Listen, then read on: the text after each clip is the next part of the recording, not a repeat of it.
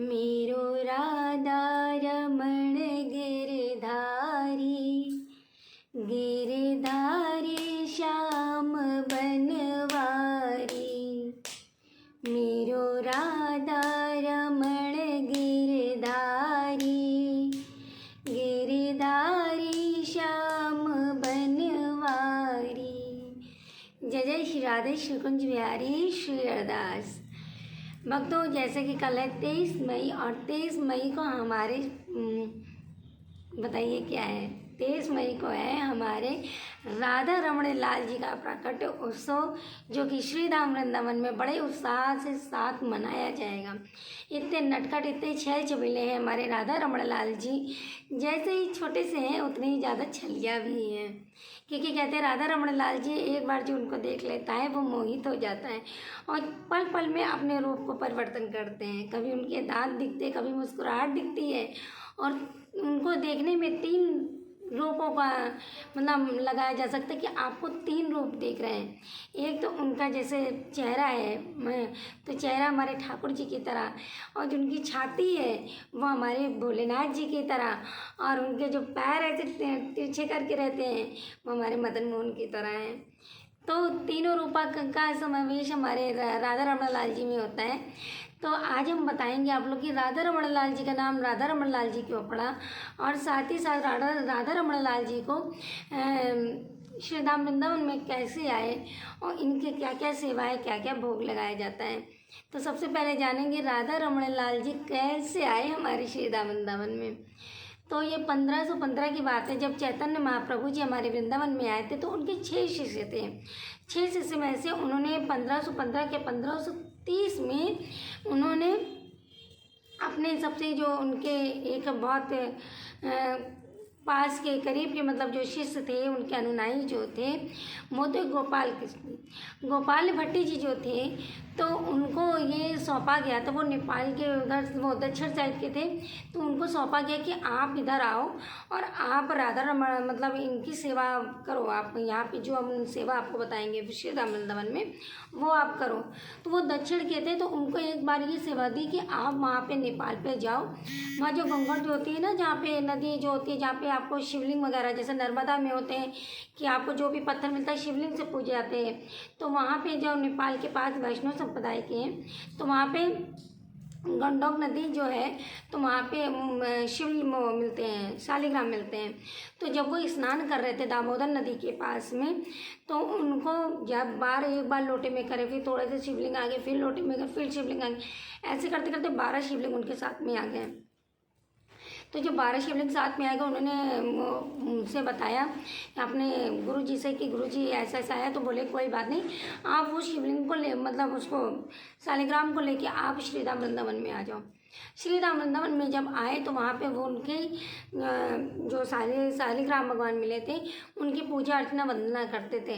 तो एक बार की बात है कि वो पूजा वूजा सब कर रहे थे, तो किसी ने उनको वहाँ के कोई भी राजा महाराजा उस समय रहे होंगे, नाम नहीं ध्यान आ रहा, तो उन्होंने उनको पोशाक ला के दी कि प्रभु आप गोसाई जी आप इनको ये धारण करा दीजिएगा पोशाक। अब वो पोशाक धारण कराए, वो तो पत्थर जैसे ऐसे रखे हुए हैं, उनको क्या धारण कराएं पोशाक, बड़ा ही मन उनका विचलित था। तो वो रमण बिहारी जी में, उसमें हमारे बिहारी जी में जाते थे, बाकी बिहारी में तो इतना फूलों का श्रृंगार होता था, इतनी अच्छी अच्छी ज्वेलरी होती थी। तो सनी बिहारी जी में जाते थे, राधा वल्लभ जी में जाते, इतना सुंदर सुंदर श्रृंगार। राधा रमण जी मैं आपका श्रृंगार नहीं कर पा रहा हूँ, मैं क्या करूँ, मन बड़ा विचलित था। तब तक कि एक कुछ दिन बाद एक गोसाई जी आए, उन्होंने एक पद सुनाया। उस पद में एक भाव ऐसा था कि मानो जैसे शालिग्राम भगवान को जब चंदन लगाते थे, चंदन की सेवा कर रहे थे, गोसाई जी चंदन की सेवा कर रहे थे। तो गोपाल भट्टी जी जब सेवा कर रहे थे, तो उनको किसी गोसाई ने पद सुनाया कि आपको मतलब ऐसा लग रहा है कि जानो मानो जैसे कढ़ी में कोई बैगन तैर रहा है। मतलब शालिग्राम भगवान में पीला पीला चंदन लगाए, तो कह रहे कढ़ी में कोई बैगन तैर रहा है काला काला। अब उनको बड़ा मतलब गुस्सा लगी कि ये हमारे राधा रमन जी को कह रहे हैं। अब बड़ा परेशान हो गए।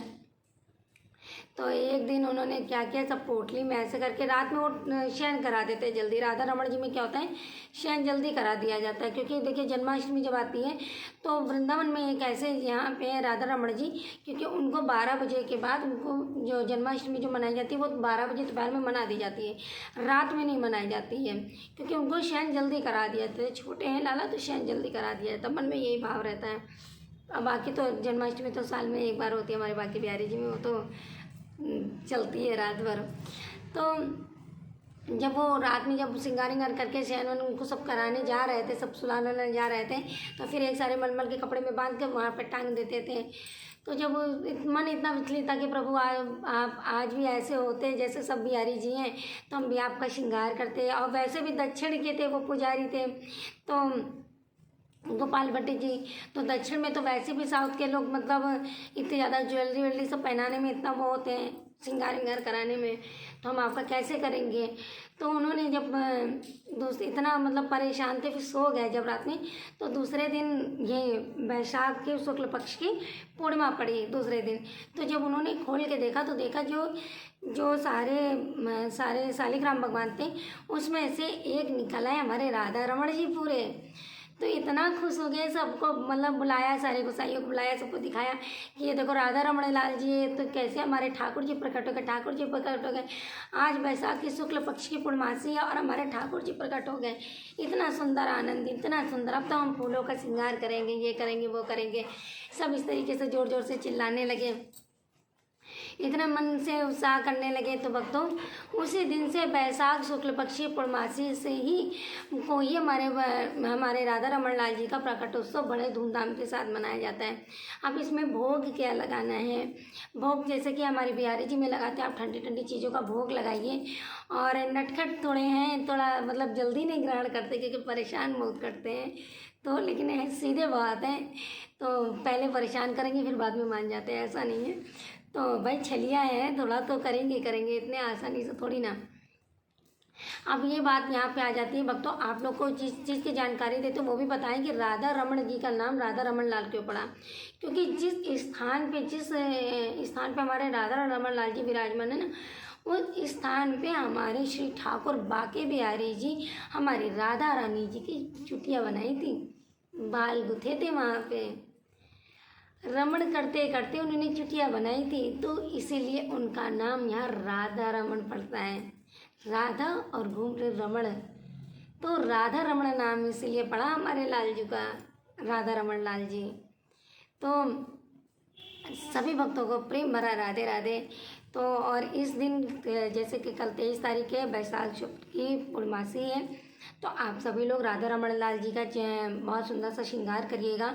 और जिनके पास अगर लाला नहीं है तो वो ये ध्यान रखें कि जिनके पास लाला नहीं है तो वो चितपट पे करें, और जिनके पास लड्डू गोपाल हैं वो एक चीज़ का विशेष ध्यान रखें कि राधा रमण लाल जी में हमारी एक चीज़ की खासियत है, उनके नैन जो बड़े तीखे हैं, कटीले नैन हैं। तो जब आप काजल लगाएं तो अपने लड्डू गोपाल के तो ऐसे करके थोड़ा सा उठा के, मतलब थोड़ा सा उठा के लगाइएगा काजल, तो राधा रमण लाल जी की हमारी छवि आने लगेगी। तो प्रेम से बोल दो राधा रमण लाल की जय, जय जय श्री राधे कुंज बिहारी श्री हरिदास। तो कल भक्तों बहुत ही धूमधाम से राधा रमण लाल जी का प्रकटोत्सव मनाइए, बहुत ही शुभ दिन है।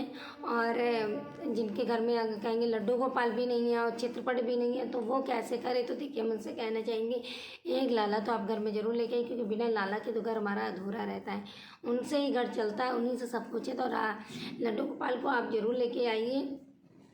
और दिन अगर आपके पास नहीं है तो कल का भी दिन बहुत अच्छा है। वैसे लाला जलाने के लिए कोई शुभ मुहूर्त नहीं देखा जाता है, तो जब मनो तब ले आइए, अगर नहीं है तब तक तो चित्रपट में आप करके सेवा कर सकते हैं। तो और सबसे बात एक और ख़ास बात हम आपको बता दें कि वृंदावन में सभी मंदिरों में जो गोसाई लोग जो उनकी सेवा जो भोग प्रसादी बनती है ना, वो जो होती है वो तो जलाई जाती है उसे माचिस से, लेकिन वहाँ की जो रसोई बनती है राधा रमण लाल जी में, तो जो हमारे गोपाल गोपाल भट्ट जी के जो गुरु थे हमारे चैतन्य महाप्रभु, तो उन्होंने भी इतनी तपस्या करी और उनकी तपस्या के आशीर्वाद से गोपाल भट्ट जी के उन्होंने भी इतनी तपस्या करी। तो उन्होंने जब रसोई पहली बार बनाई थी राधा रमन लाल जी में रसोइयाँ जो है, तो उन्होंने अग्नि देवता से कहा था कि जब तक राधा रमन जी लाल जी हमारे श्री धाम वृंदावन में हैं तब तक ये अग्नि कभी शांत नहीं होनी चाहिए। और इसी भजनों के माध्यम से अपनी तपस्या से वो अग्नि देवता को प्रसन्न करके उनसे प्रार्थना करें कि आप कभी यहाँ से नहीं जाइएगा। तो तब से लेकर आज तक भक्तों 500 साल वर्ष से भी पहले की बात है, तो आज तक जो हमारे राधा रमन लाल जी की जो रसोइयाँ बनाई जाती है उसमें अभी भी माचिस का प्रयोग नहीं किया जाता, और जो दीपक जलाए जाते हैं उसमें भी माचिस का प्रयोग नहीं किया जाता है। उसी जली हुई अग्नि आज भी जलती रहती है भक्तों, उसी से ही भोजन प्रसादी बनती है, उसी से ही दीपक जलता है। पूरे वृंदावन में एक ऐसा मंदिर है। तो सभी बोल दो ना प्रेम से राधे राधे श्री कुंज बिहारी श्री हरिदास। और बहुत ही कल सांवरिया सरकार का बहुत ही अद्भुत दर्शन होगा। तो सभी बोल दो राधे राधे श्री कुंज बिहारी श्री हरिदास। राधे राधे।